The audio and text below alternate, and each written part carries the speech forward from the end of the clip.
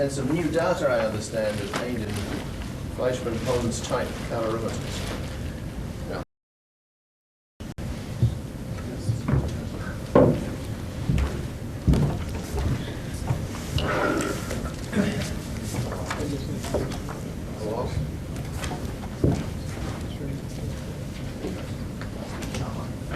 Actually, this is data that I obtained in Japan. The U.S. Navy has not funded this since 1995. I was in Japan in 97, 98 for 5 months and worked at the New Hydrogen Energy Laboratory during this final 5 or 6 months. It's now closed. But, actually, well, before I go on, let me just acknowledge.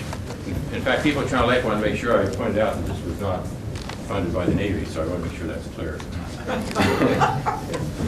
This is an anti-acknowledgement. Yeah, right. Yeah, right. But I had a guest research appointment from NATO. That's the New Energy Development Organization. I especially want to thank some of the people there. Dr. Sami was a very gracious host while I was there, and Masuo Kasumi helped me set up experiments. And Marie Hosada was especially helpful because she spoke English better than most people there. And she was a technician, and she also gave me a ride to work and back every day. So appreciate her help. Now we did do work in the Fleischmann-Pons calorimeter, but that's subject to another talk. This is I took the calorimeters that I used in China Lake with me and used those in experiments in Japan. Usually I had 5 experiments running, 2 in my own calorimeters, and 3 more in the Fleischmann-Pons calorimeters. So I was running 5 experiments at a time, generally, and trying to get as much done in 5 months as I could. But the China Lake calorimetry has the cathode here and the counter electrode around it in a test tube. 2 different thermistors at different locations on opposite side of the cell, different heights, and they're outside the cell. This is kind of different than most people. The thermistor is actually on the outside wall of the cell. It's not in the LiOD electrolyte. In China Lake, we had this gap, secondary compartment filled with water, but I wanted to try something different in Japan, so I wrapped aluminum foil around the outside of the cell and packed this area mostly with aluminum. There were some air spaces, actually. It was hard to pack it tightly, and then sealed the top, so there was no liquid. It was mostly aluminum foil in that outer compartment where the thermistors were, to see what effect, whether that would improve the calorimetry. It made it more sensitive in a lot of respects, but also made it more of a problem in the fact that the electrolyte level had a bigger effect on the calorimetric concept.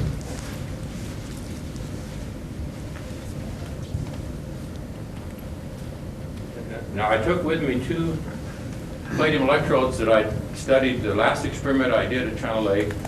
One of these gave excess heat, the other did not. And I wanted to see if I get the same effect again in Japan, where one gives excess heat and one does not. Why that is, I don't know. There's just something about the metal. Martin Fleischmann calls it hidden variables within the palladium. Why some palladium works, other palladium does not. Now, this is a little different axes because this is how it came out of the chart recorder. It's coming out as time is this way, and this is the temperature here.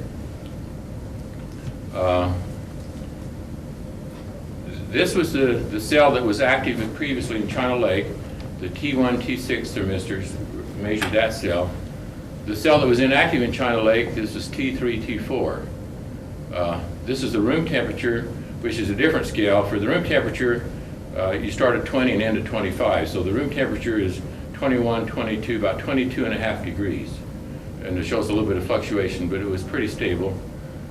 This is the bath temperature. Again, the scale is different. 21, and that'd be 22, so 21.50 is pretty close. You see the bath very stable through all that time period, the bath temperature. Within 1 or 200ths of a degree, it was quite stable.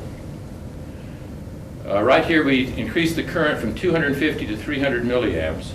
So you see the change in temperature in this cell A, we would call this cell A, and a similar effect in cell B. And towards the end of this day, we added D2O. This shows what happens when you add D2O. It cools everything down, but then it starts to heat up rather quickly again. But the main thing I want to point out to you is cell A again showed normal behavior. That is, as you electrolyze, the LiOD gets more concentrated, so the power you're putting in decreases. Because the power you're putting in decreases, the cell temperature should also decrease. These two thermistors in cell A shows a continual decrease in temperature, very gradual. Note also, every little blip is shown by both thermistors. They track each other very closely. Some people argue that you don't have good stirring, but stirring is not an issue because it's on the outside anyway. But in any little change that happens, both thermistors show it up. And what these changes are is the voltage sometimes fluctuates. You have a little step change in voltage, and then it shows up in the temperature right here, for example, right here. So, but both thermistors track exactly the same behavior. And it has a nice baseline sloping downward with the temperature decreasing. But in the cell that was active in China Lake, it was also strange in Japan, where the temperature should be decreasing. If you put a straight edge against here, you see the temperature's going up. It's not going down. For a number of hours there, the temperature's going up rather than going down. Eventually, later on, it does start down, but how do you explain the temperature increasing when the electrochemical power you're putting in is decreasing? This is normal and this is abnormal. So this shows excess heat, and from the calibrations and so on, I figured maybe a 45 milliwatts would account for this excess heat that's here.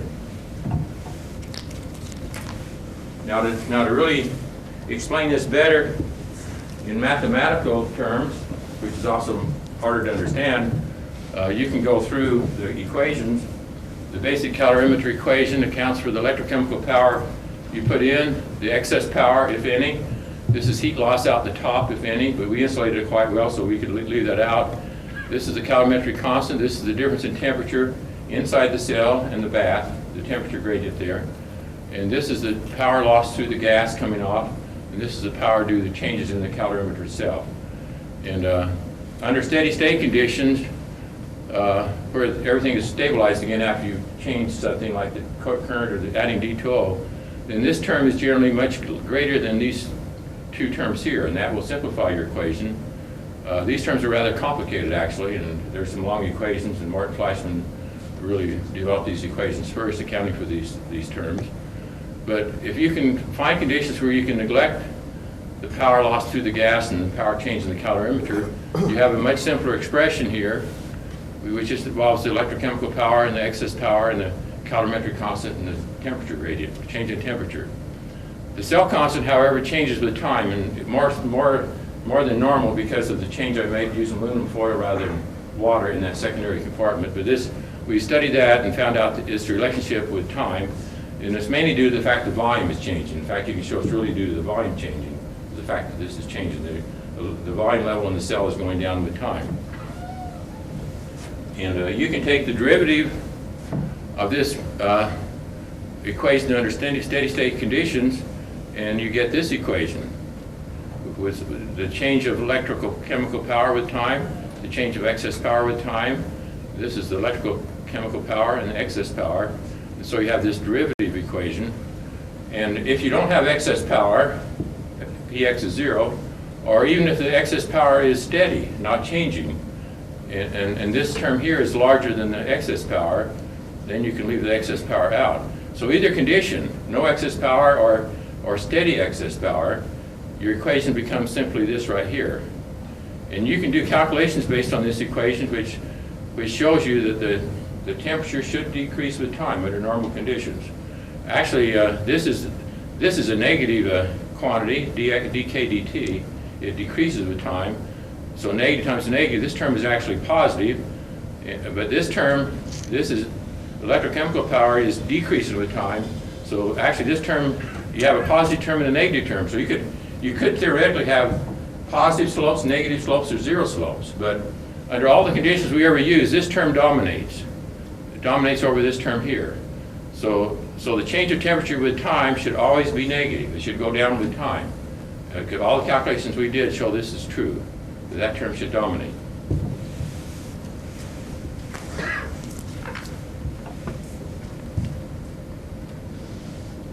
Just quickly, this shows how we calibrated the cell. We found how the cell constant varies with volume. And the volume, of course, changes with time under constant current.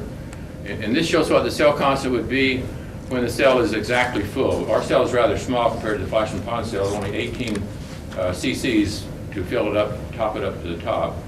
And when it's topped up, this would be the cell constants. But roughly about 0.05 watts per degree would be, if you want a rough answer to the cell constant.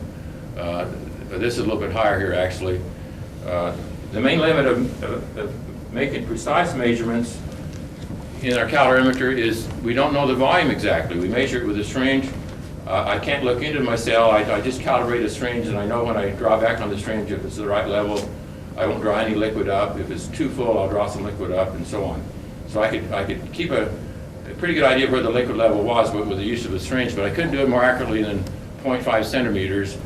But that introduces an error. I don't know this accurate enough to measure power more accurately in plus or minus 20 milliwatts.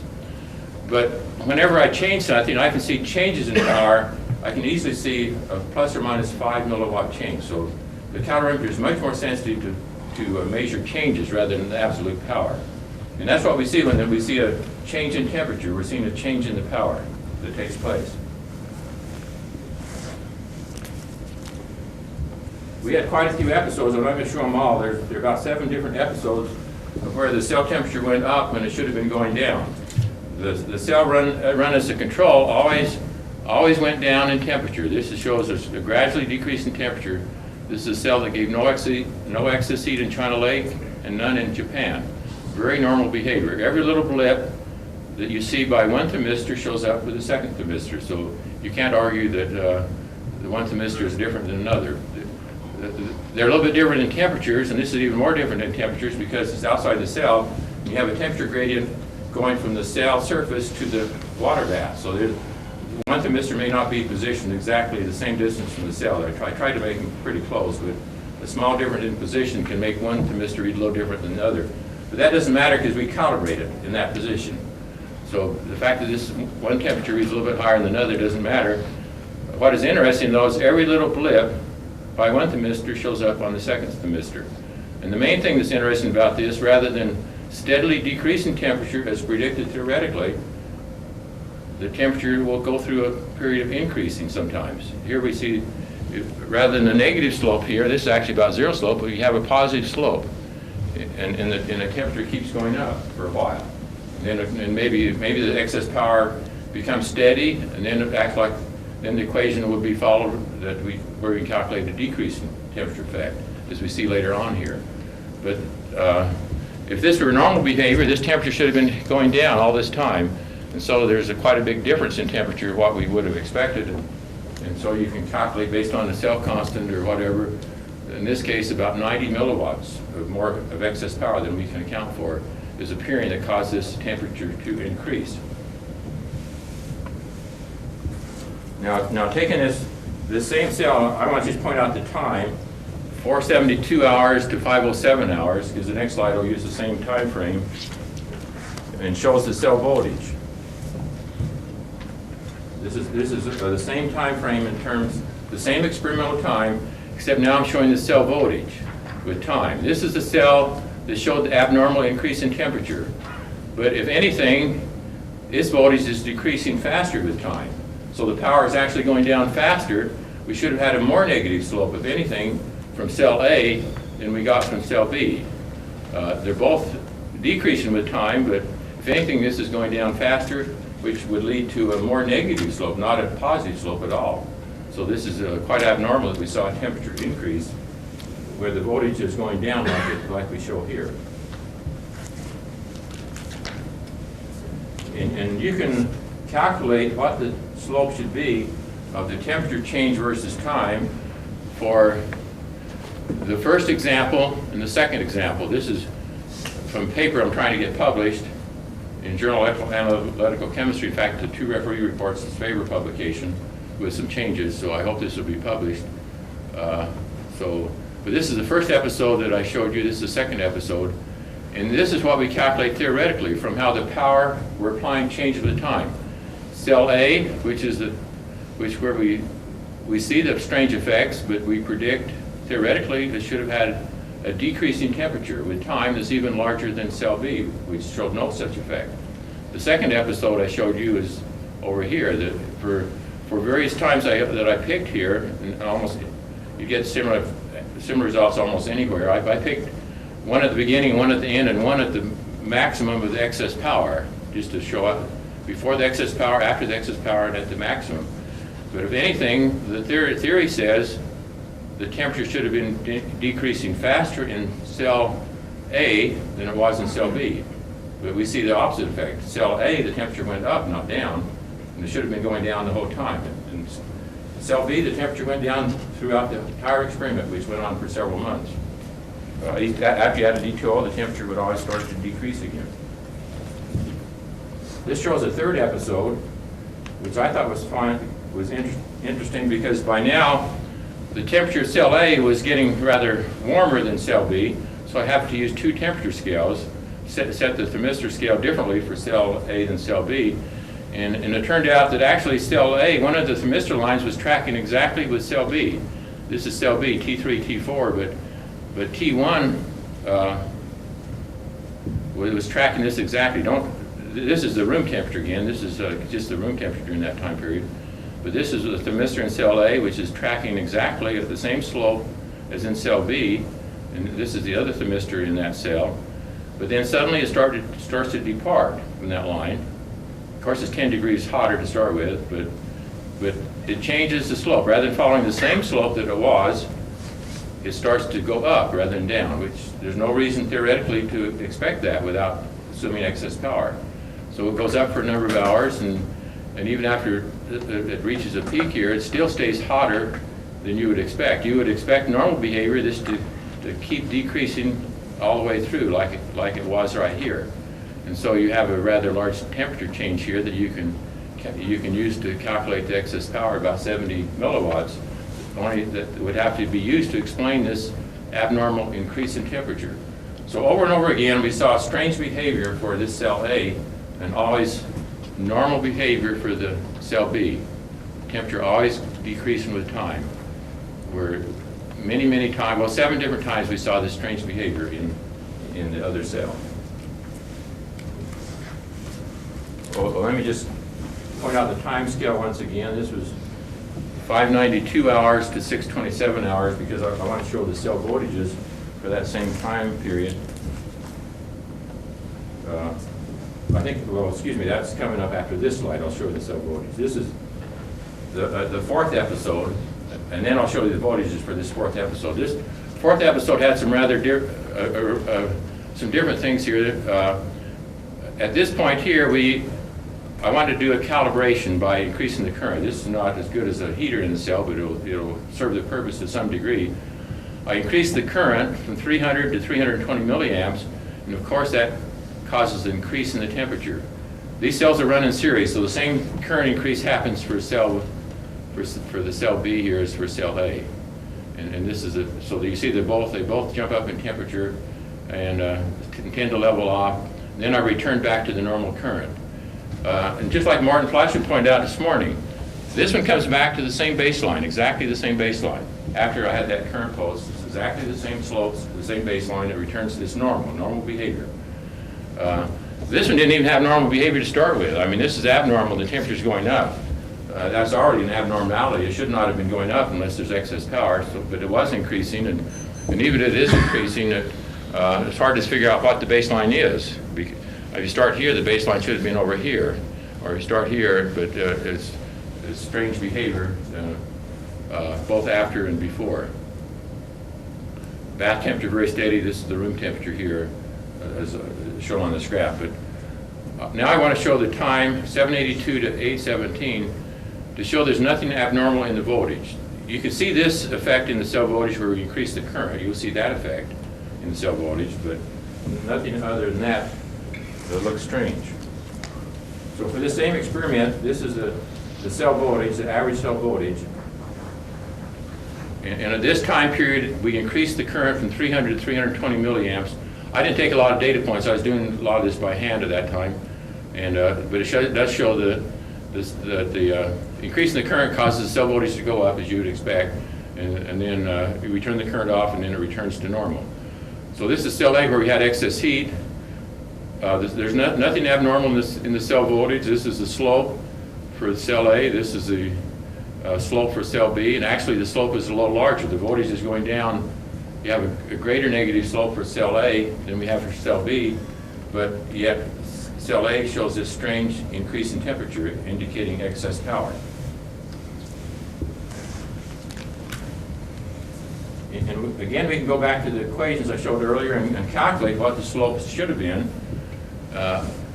For cell A, this is this is the episode I just showed you. This is the previous episode, and the slope is larger. It should have been theoretically it's larger than for cell B, but actually it's not negative. It's positive. It turns out to be positive in some of this region here. This is the experiment I just showed you. By this time late in the experiment, the electrode was becoming somewhat passivated, so the slope I calculated is not as large as earlier, but it's still negative. And it should never have been positive like I showed. But eventually the electrode did passivate to the extent that the cell voltage started to go up with time. This is due to passivation that eventually takes place. And the cell would have gone to boiling, not necessarily due to excess power, but due to the fact it's getting passivated as well. Probably a combination of both. So we have this excess power, and how do we explain it? The only way I can account for it mathematically is to put in that excess power term. And so, and that will explain the behavior. But what's the result of this? What causes this behavior? You can assume maybe it's the chemical reaction of the electrolysis gases. This is what most of the critics would say. But excess power of 50 milliwatts would result in 11% reduction of the Faraday efficiency. And we kept exact track of how much D2O we added, and the D2O consumption over this experiment obeys Faraday's law to within plus or minus 1%. So I can't account for a big deviation from Faraday's law by the amount of D2O that was electrolyzed, so that doesn't seem to fit. Some people think, well, maybe you put reduce lithium metal into the palladium and form an alloy of lithium metal, and then maybe later the lithium reacts with the heavy water and releases excess heat. But if you had lithium to this extent, 1 atom per every 10 atoms of palladium, for example, this would only, the electrodes are rather small, and this could sustain 50 milliwatts for only 12 minutes. So that wouldn't account for these hours of excess power, even if that happened. And if you think about it thermodynamically, whether your initial state and final state, whether it goes through lithium metal as intermediate, in thermodynamics it doesn't matter what the mechanism is. Even if you went through lithium as intermediate, your initial and final states are the same. Whether it goes through lithium and then lithium reacts with water and generates gases, it would still be the same in thermodynamics in the end. Same initial and final state. So anyway, that wouldn't explain it. Maybe there's some unknown chemical storage mechanism. This is the energy storage mechanism, but maybe there's some other one we don't know about. But if you're storing energy, you should see a decrease in the cell temperature. And we kept track of this. Temperature was continuously recorded from start to finish, and we never saw any unusual decrease in cell temperature that needed to be explained. And if you're storing energy, you would expect that to show up. The cell temperature would be going down, or would be different while you're storing energy. So the only thing that really explains this, in my opinion, is what I call the Fleischmann-Pons effect, or you want to call it cold fusion or whatever. But I like the Fleischmann-Pons effect, and nuclear processes take place. And of course, I think it's fusion to form helium-4 because, as you heard this morning, that's what we found in experiments at China Lake. Now, I could stop right here, and maybe I should, but I want to point out one thing that happened that still kind of baffles me during this period of excess heat in Japan, and I don't have a good explanation for it. But at the same time that I was getting excess heat, one of the thermistors, just one in this cell, this is the cell that was producing excess heat, one thermistor would show some jumps. I would come in and I'd see these stray dots way out of line with anything else appearing on the chart paper. And so I recorded this by hand, and so sure enough, every once in a while the temperature would jump up for that one thermistor. Only this one thermistor right here would I see that. I see these strange jumps in cell temperature. But it couldn't be real temperature increase because it fall back very rapidly, because this a point would be measured every 18 seconds. So you can't have the temperature jump up and then go back to normal in 18 seconds. So it can't be a real temperature change, but thermistors are metal oxide, so maybe something is affecting the resistance or whatever of the thermistor, the metal oxide. And in my opinion, maybe it could be some type of electromagnetic radiation, maybe weak X-rays or something. And so when I got back to China Lake, I put some thermistors near radioactive sources, and sure enough, I would see some unusual increases when they were near radioactive sources. And so maybe that could be the cause of it. Are these germanium thermistors? I think they're transition metal oxides. I have it written down somewhere, but I don't know exactly what the composition was.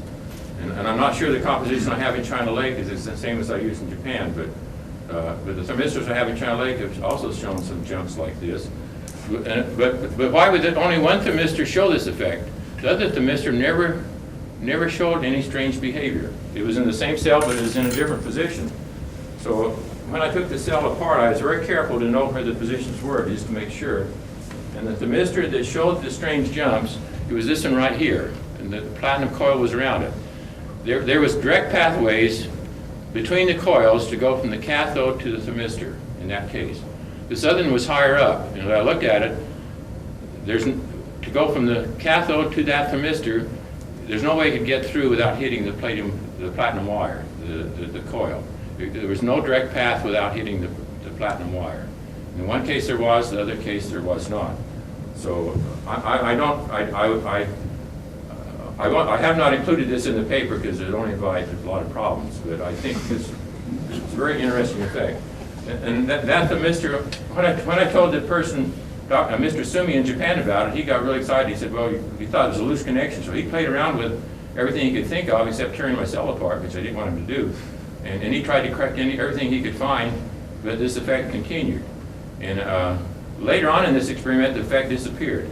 I never saw this again. In the next experiment, I used this cell for control, and I never saw the effect in that cell. So it never showed up again. And so whatever it was, it came, and then it went, and we never saw it again.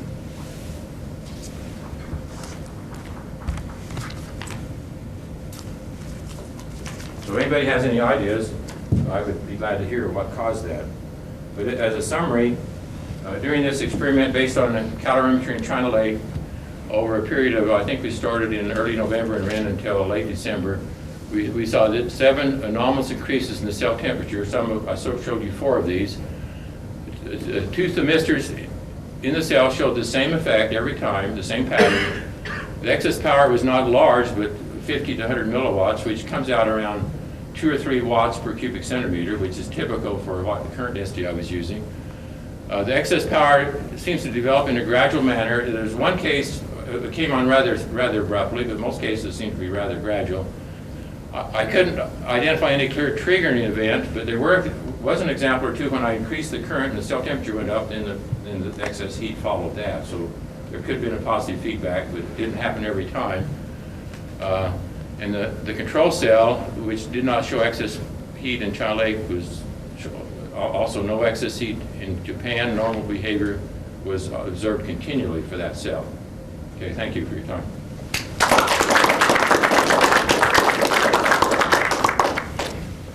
Mel, do we have any discussion on Mel's paper? When you say cell A, I think I heard you say that it gave excess heat events in China Lake as well as in Japan. Does this mean that it was the same piece of palladium? Yeah, the same piece of palladium. The cell was never really disassembled from the last experiment at China Lake, so I just took the cell. I drained out the heavy water, but when I got to Japan, I cleaned the cell, I repolished the electrode. I used both cells exactly the same counter electrode, everything the same as in China Lake, except I cleaned everything up and repolished the electrode. That was the only difference. This is a stupid question, but the voltage goes down under normal operations with time because the the conductivity going up in the electrolyte? Yeah, your electrolytes in the D2O, so the D2O level is going down, but the amount of LiOD is staying the same, so the concentration is going up. Because the concentration is going up, the voltage is going down. The only thing that would affect that, if your electrode starts to passivate, then that could change it, if it starts to passivate. Did you calculate your excess power ratio at all? I would think with the voltage going down, your power input would be going down rather dramatically with excess power coming out. And the input power to output power ratios. You mean the percent of excess heat? Yeah. And so on? Did you, just out of curiosity, just come up with a number? Well, I think a rough figure would be the power in would be about 2 watts, and the largest excess power out would be 1/10 of a watt. So percentage-wise, it's not a large effect. So it is, but it was measurable because I could easily detect anything, any changes of plus or minus 5 milliwatts. I could easily detect that because that would produce a temperature change of about 1/10 of a degree, and I could measure to 100th of a degree. So I could detect a 5 milliwatt change. Can you put the equation feedback on? Okay.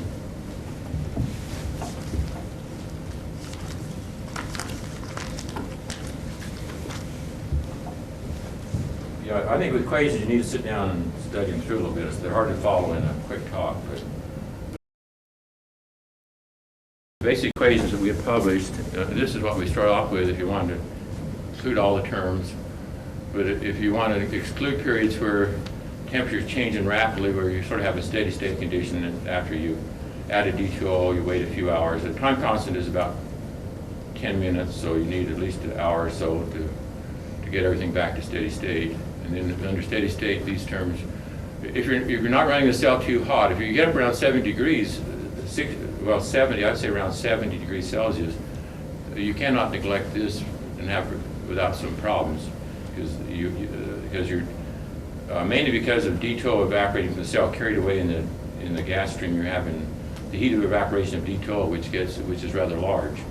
But if you stay around where I ran, usually 50 to 60 degree range, then you can neglect these two terms under steady state conditions, which makes the equation a lot easier to work with. And then you can go ahead and take the derivatives at that point. But without an excess power term in here, if you don't have any excess power, you cannot explain the abnormal increase in temperature and under any conditions. The only way you can explain it is by the excess power is increasing with time. The excess power is changing, and that will explain the effect of the excess power term in there. Now I think everybody would have to agree with that. Now they may argue what the source of the excess power is, but I think they'd have to agree that there has to be an excess power term in there to explain this. Did any of your excess power events persist through the addition of D2O, or does the addition of D2O always quench the effect? It seemed to me, the best I could tell, it usually quenched the effect. And that's kind of disappointing because you like to build on the effect. But I'd like to ask Martin, you talk about positive feedback, but there must also be negative feedback. There's always negative feedback. Right, yeah, right. And the positive feedback is superimposed on negative feedback. Right, yeah. And this means that the effects of the positive feedback are really quite large. Right, yeah. I think lots of people have seen this. You know, I showed the Howell had saw it and Yeah. didn't acknowledge it. We had seen it. You have seen it. I think many people who've studied this type of calorimetry will have seen these effects. Yeah. We were honest about it. When you added the D2O, how did the temperature of that added D2O compare with the temperature of the cell? We always added a room temperature, so it was around 22 degrees Celsius, and the cell temperature was probably around 55, say.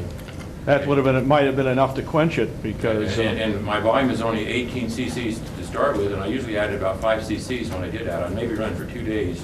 So that's a pretty big effect on the temperature. In fact, I think one of the first few graphs, if I can find it, showed you the typical effect on the temperature. Yeah, while you're looking for that, in fact, in chemical engineering, cold shot working and hot shot working is well known. Right. And it's about time that this was introduced into this research. Right. you could get some quite spectacular effects if you did that. That may be the whole effect, that temperature effect. See, this temperature was about 56, 57 degrees. Add a D2O, and the first readings we get here are down to about 44. So you're talking about a 13, 14 degree drop in temperature, sudden drop in temperature by adding the D2O to the cell. A little bit less for this cell. Actually, it was one off scale. This one, so you can't really say so well for this cell B. Cell B. I'll make a comment there. You can, if you do a blank experiment, you can analyze that perfectly. If you work with a detail cell generating excess heat, you get the most complicated effects there. They're very hard, difficult to understand. Yeah, I remember when we were working with Ben's cells, in fact, we saw the same effect, that the addition of D2O would seem to quench the effect. So we set up a injection pump to inject very small quantities of D2O on a regular basis, and it eliminates the quenching that you get of large additions, and it makes the calorimetry in this sense much more difficult to do. But did seem to avert that problem. Where? That would be inconsistent, of course, with the explanation as the temperature effect, if you're injecting small quantities. Yeah, it seems to be a little bit more than that, though. It's not, Well, I'm just saying it isn't inconsistent with it. yeah. Another thing we've done sometimes, you can heat the D2O to about the cell temperature, then inject it at the same as the cell temperature. That's another way to get around that quenching effect, but it's a lot more work. Okay, we should move to the next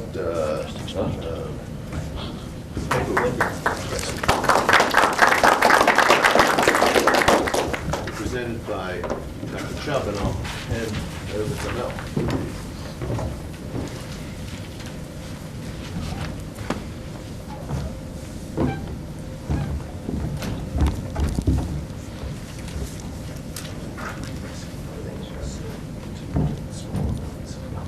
See, what works best here, I guess.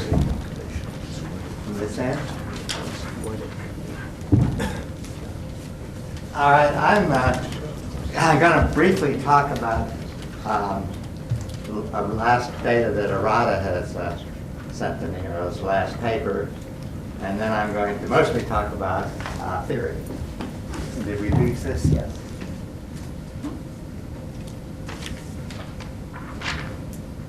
Oh, this is somebody else's curve. No, where did mine disappear? It's right at where. Okay. You're missing a few. The reason I'm going to show the Arata thing is to show that has continued his work and still gets excess heat.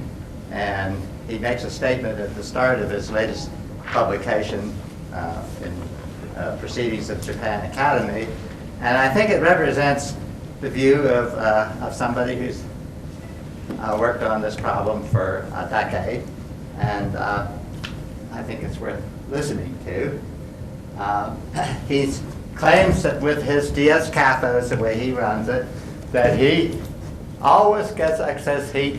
He claims 100% reproducibility for excess heat sustained over several thousand hours. And again, this data, this last experiment, continues the same kind of experiments he's done in the past. Well, Mike has talked a good bit about that, so I will just go through this fairly quickly. It's pretty much the way that he did the experiment with light and heavy water. In this case, in this last experiment, he's using a bulk cathode, just a piece of metal, as opposed to his palladium bottle, which is filled with powder.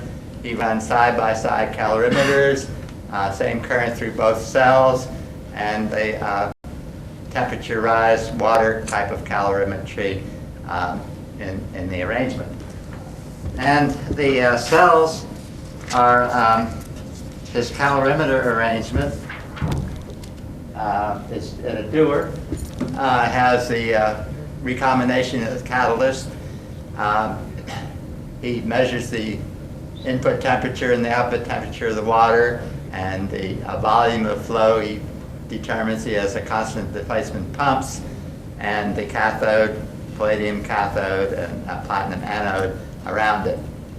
The cell, as Mike described, is just the The DS cathode cell, double structure, is just the palladium bottle that is filled with palladium and pumped out and welded together. And so this is the kind of cathode that he says always gives him heat the way he runs it. And his data, which again is fairly typical of his work, he usually shows only the period of excess heat. I don't know when this cell actually started, but usually there's a 2 to 3 week period before he gets excess heat. Then he shows the excess heat going on for several months. The bulk, the palladium ingot or palladium rod basically shows average 0 excess heat. We're talking about 5% excess heat and 0% excess heat. And here's the voltage history as the electrolyte becomes more concentrated. I don't know whether he's turning up the voltage or what, but the power level to keep the thing running is going up. But these levels of, the point is, this continues his success record at fairly substantial values of excess heat and fairly substantial percentages. I did visit his laboratory several years ago, and I don't know, Russ has been there, Mike has been there since. This is still pretty much the way he does his calorimetry. He has a temperature controlled bath, constant displacement pumps, his 2 calorimeters inside a styrofoam picnic basket with a similar cover going over it when he's actually operating, and his voltage and power supplies and chart recorders over here. Is that pretty much the way it's? That's it. I would think it was exactly identical down to the piece of white paper. What about the trash bucket? Yeah. Well, I would suspect that. I'm not surprised that Ruth does it. Now I want to really talk about the theory, and in particular our version of the theory, which is called the ion band state theory. And I want to first show you some background charts that kind of introduce the one point which I want to discuss in more detail, which is the how the Coulomb barrier may be overcome. And this first picture is just a picture of a material which is amorphous and in which small crystalline areas have grown. This is a picture prepared by Fujita in Japan. And I show this because I think that these small areas, these small volumes that are crystalline are called atom clusters by Fujita. They're 1,000 to 100,000 unit cells in size. And they, to my view, are candidate sites for deuterons to occupy many body wave functions in that are periodic, like the periodic wave functions of electrons. And I think this is also interesting to show, it shows how when regions grow into each other, the ordering process makes all of them essentially crystallize in the same common lattice. And I would say that this whole area would presumably work as a single coherent zone, even though it's an irregular shape. So when we talk about coherent zones in the theory, we don't necessarily mean a single block. Could be along and even extended to actually even being a surface. We don't know whether really it's volumetric or surface volumes that are occupied by a many-body system of deuterons. Sir, do you have any idea what orientation they are, 111 or 100? I don't know. This is, Okay. I don't know what that represents there. Okay, now what I want to emphasize is that during steady production of heat, we've talked about nuclear particles today, and there's no question that nuclear particles are sometimes seen, but during steady production of heat and no major changes in loading, the fundamental process has to be radiationless. And if you see the very low levels of neutrons that are sometimes reported, we're talking about typically a million fusion events per neutron or per gamma ray. So I think a theory that has to address the primary production process has to very seriously take that into account. Also, I want to emphasize that everybody agrees, the physics community, chemists and everybody agree that there is a form of cold fusion which is known, but it's not radiationless. And it is cold fusion produced in tunneling in very small molecules, which are produced when muons enter a deuterium-containing medium. These muons are 500 times heavier than normal electrons. They have a negative charge. They create very tiny D2 plus molecules. The deuterons are then so close together that you do get tunneling between the two deuterons, and you do get the normal type of fusion reaction producing either energetic neutrons with helium-3 or protons with tritium. There's no way that this energy released in a very small volume can give you anything but energetic particle decay. 2 particles in, 2 particles out, conservation of energy and momentum. And it provides no mechanism to give you radiationless dissipation of the available nuclear energy. So I have a very strong feeling against any theories that are based upon tunneling. So what other process could possibly enable a nuclear reaction to occur? You have to have wave function overlap, and tunneling is certainly one way of getting it.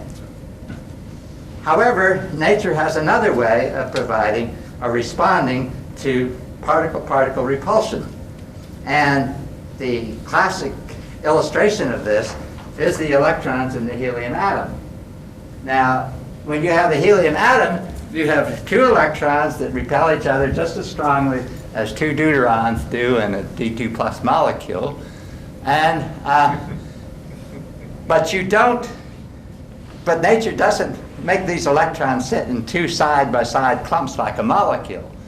What you have in the solution of the helium atom, which is very well known, is a charge distribution that is spherically symmetric. It looks just like the charge distribution of the hydrogen atom. And but it's still the deuteron, the repulsion effect of the 2 electrons against each other does impact the wave function. And it does reduce the degree of overlap. If there was no repulsion between the electrons, this would have 100% overlap.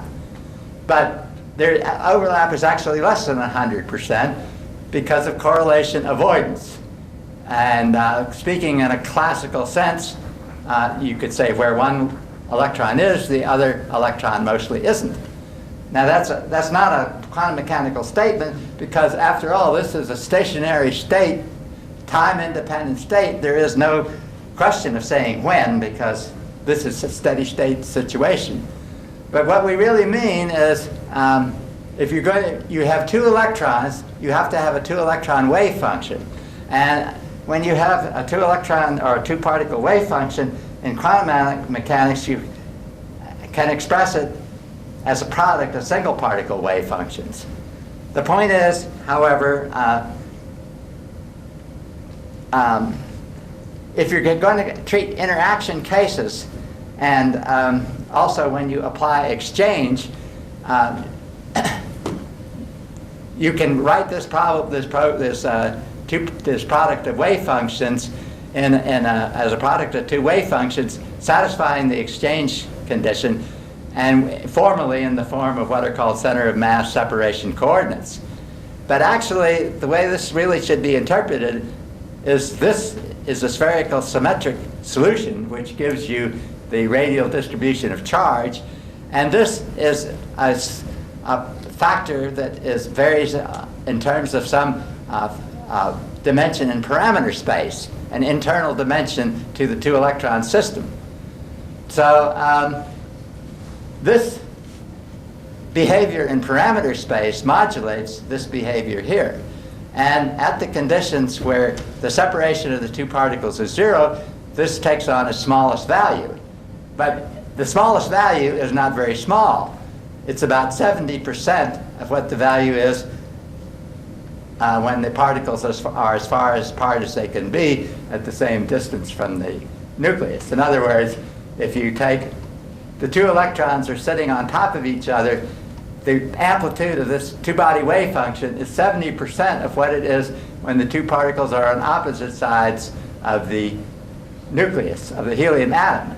So you would say that this two-particle wave function gives you 70% electron overlap. And if these two electrons had the nuclear properties of deuterons, they would fuse. But the main thing I want to mention and emphasize is that this is the second way, correlation avoidance is the second way in which nature takes into account the Coulomb repulsion. And which method it takes advantage of depends upon what system minimizes the total system energy. In the electrons in the helium atom, this response minimizes the energy much more than when the two electrons are side by side. So that's the kind of physics that we have to employ if we are going to get both actually any kind of overlap without tunneling. And it also does give us a response which provides for a different form of de-excitation of the nuclear state. Now, okay, so this sort of repeats that. Normally, nature accounts for the response to the repulsion by giving you a side-by-side arrangement of the deuterons, for example, just like you have in a D2 molecule. But sometimes nature responds to the Coulomb repulsion between charged particles by allowing the particles to sit on each other, but by reducing the impact of Coulomb repulsion by this correlation avoidance. And the choice which nature makes is determined by system energy minimization. So that's really pretty classical Schrödinger type way of looking at things. Now we're dealing in cold fusion with the metal hydrogen system. And that's a totally different world. And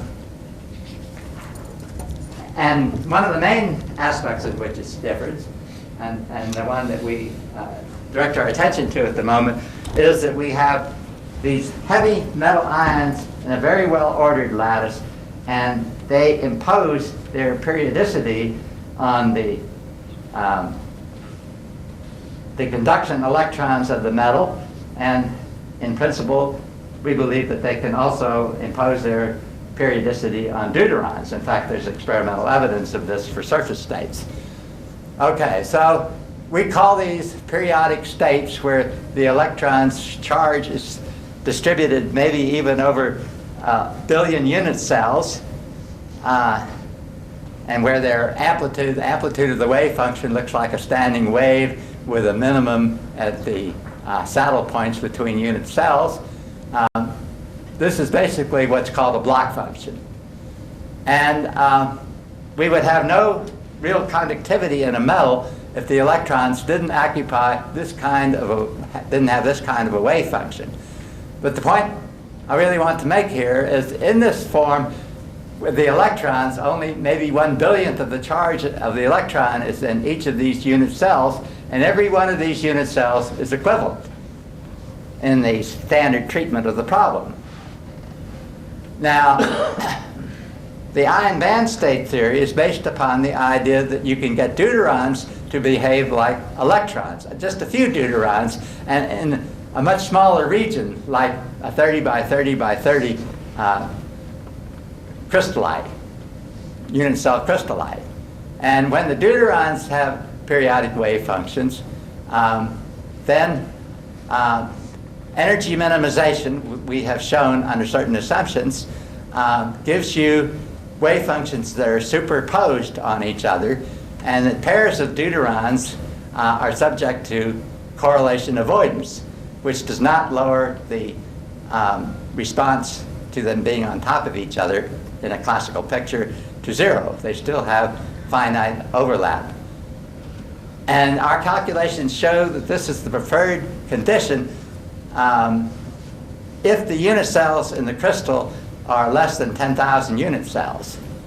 And the important point, which I do not have time to go on in this talk, is that the helium-4, which is formed also in a block function configuration, has a different way of losing its energy.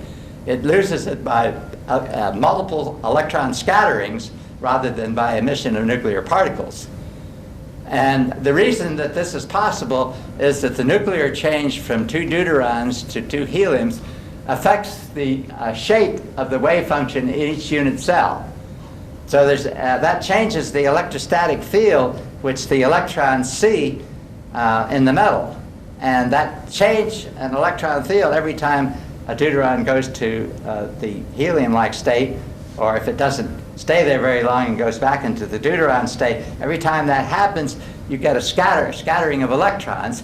But once even a single scattering occurs, conservation of energy prevents you to go permanently back to the original state, and all the energy is dissipated by a sequence of electron scattering events. And this process is intrinsically radiationless. So we think it fits. It's the only thing that we've seen that really fits with a picture of nuclear dissipation of the energy without giving any radiation in the primary process. Now, I like to go through the argument in a fairly simple-minded way as to why the Coulomb repulsion becomes ineffective when you put the deuterons into periodic states. Okay, the normal repulsion in the helium atom, where they're in a single, the electrons are in a single volume, is that you have a repulsion of E squared over R12, which is the separation. And there's a singularity in the Coulomb repulsion at that point. Now, if the charge, however, is distributed into n-cell unit cells, then the charge in each unit cell is just, instead of E, is E over n cell, and the Coulomb repulsion in one single unit cell is E squared over R12 divided by n cell squared. But electrons, particles that are divided into many unit cells, they're still the same particle. They're still a piece of quantized matter, and the little pieces of the particle in each unit cell act coherently. They're in lockstep. And which means that you have to, if you're going to get the full repulsion on the particle, you have to add up the effects in each of the n-cell unit cells, and that means that you have to multiply this by n cell. And so the contribution to the system potential energy really is decreased by 1 over n cell rather than by 1 over n cell squared. Well, in large crystals, this 1 over n cell decreases the potential energy without affecting the kinetic energy. And at very large crystals, basically the effect of the repulsion becomes so small that basically the protons, the deuterons, are uncorrelated. They're almost as if they were neutrons in a band state. There's no repulsion really keeping them apart. And on the other hand, if you go to smaller crystals, then this correlation avoidance becomes deeper and deeper until it goes down to 0. And when that happens, nature no longer accepts that kind of solution. It no longer gives the minimum energy condition. And at that point, nature switches to side-by-side configuration, which is really saying that at that point, you go from a solid state periodic picture to the chemical picture where the deuterons are localized. And however, in the larger crystals, when nature chooses correlation avoidance, then appropriately paired nuclei, those with opposed nuclear spins, or ones that form S states basically, the nuclear attraction force is brought into play. And I want to end with just one picture. I want to go back one stage and look at the helium thing again. I can find it here.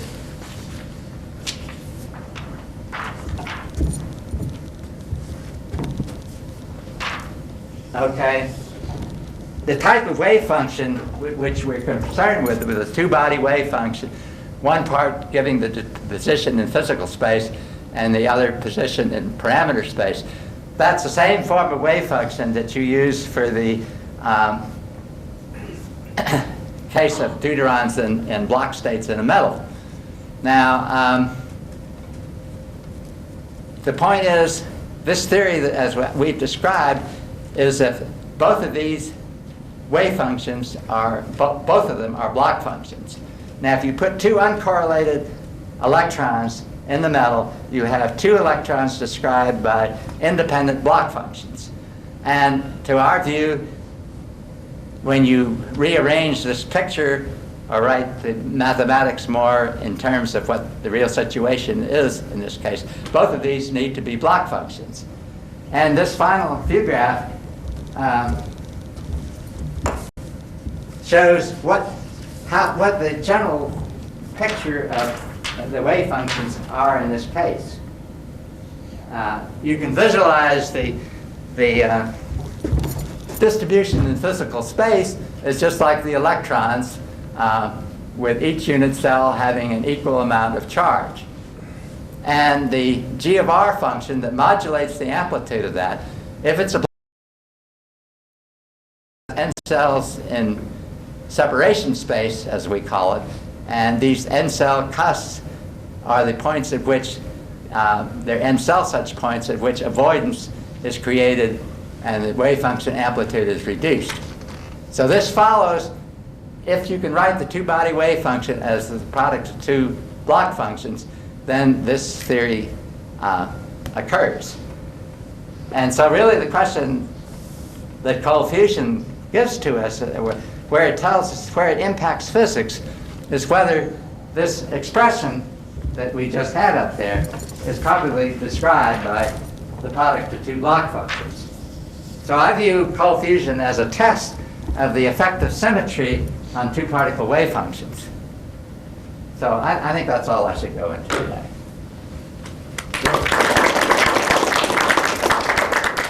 Dr. Chubb, straighten something out in my mind. This is a beautiful theory. But if I'm correct, the deuterium, the two that come together, have to lose some mass in order to create the energy that goes into the creation of the helium. In other words, the egg has to come before the chicken. They have to, in the process, they lose mass, right? Now, I don't quite understand your statement about the helium when the other has to precede it. Well, if two deuterons come to create a helium and it's created with excess energy, that time there's no loss in mass. The loss of mass occurs. Now wait a minute. The loss of mass go occurs. through that slowly. Okay. When two deuteriums come together, all right. Suppose there's no electron In order to scattering. give any energy, they have to lose mass. No, look. Because the helium has less mass than the two deuteriums. That's the final state of helium has less mass. How louder? The final state of helium, the ground state of helium, has less mass than the Right. two deuterons. Absolutely. So it has to happen before Now, the creation. let's forget. Let me go through that. May I? Okay. Suppose they come together and they don't lose any energy. Then they go right back. They go right back where they were. Right? If they come Oh, I don't together think and they that's don't possible. lose, huh? I don't think that's possible. Well, that's the way reactions work. If they don't dissipate energy, they'll go right back. Now, if they lose a little bit of energy, they go back. They lose a very small amount of mass, but they can't go quite back. They have to borrow energy to go back.